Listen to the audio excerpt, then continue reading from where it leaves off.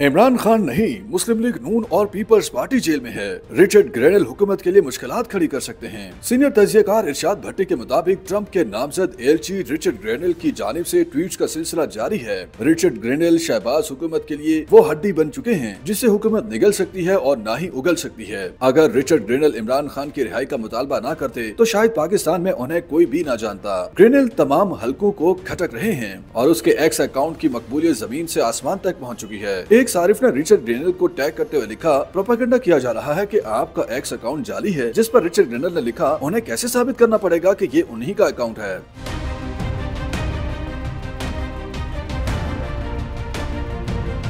तज्जियाकार नजम सेठी ने अपने प्रोग्राम में कहा कि डोनाल्ड ट्रंप इमरान खान की रिहाई के हवाले से कोई बड़ा फैसला नहीं करेंगे क्योंकि ये फैसला सिर्फ इमरान खान की वजह से पाकिस्तान के साथ ताल्लुकात खराब नहीं करेगा, क्योंकि ये फैसला सदर नहीं बल्कि पेंटागन करता है। पेंटागन सिर्फ इमरान खान की वजह से पाकिस्तान के साथ ताल्लुकात खराब नहीं करेगा। रिचर्ड ग्रेनेल के ट्वीट से खास फर्क नहीं पड़ेगा। ये ट्वीट पाकिस्तानी लॉबी की जानिब से अदा की जाने वाली भारी रकूम की वजह से भी किए जा रहे हैं। तहरीक इंसाफ के रहनुमा शहबाज गिल ने नजम सेठी के प्रोग्राम को टैग कर दिया, जिस पर ग्रेनेल ने पूछा, ये सहाफी कौन है? इरशाद भट्टी के बकौल ऐसा नहीं हो सकता कि नौ मुंतखब अमरीकी सदर का खुसूसी एलची पैसे लेकर इमरान खान के हक में ट्वीट कर दे। हुकूमत परेशान है कि ट्रंप की मुमकिना काबीना का खुसूसी एलची तहरीक इंसाफ के रहनुमाओं से भी ज्यादा इमरान खान का हमायती है। हुकूमत के हवाले से अमरीका से अच्छी खबरें नहीं आ रही। इमरान खान की रिहाई के लिए संजीदा कोशिशें हो रही है। बानी PTI के हवाले से अमरीका कोई इकदाम उठाता है या नहीं, ये तो ट्रंप के हल्फ उठाने के बाद इल्म होगा, लेकिन फिलहाल हुकूमत पर मुख्तलिफ तरीकों से दबाव बढ़ाया जा रहा है। तज्जियाकार के मुताबिक उन्हें भी रिचर्ड ग्रेनेल के एक्स अकाउंट पर कुछ शकों को शुबहात हैं, क्योंकि इमरान खान की इस कदर हमायत तो तहरीक इंसाफ के रहनुमा नहीं करते।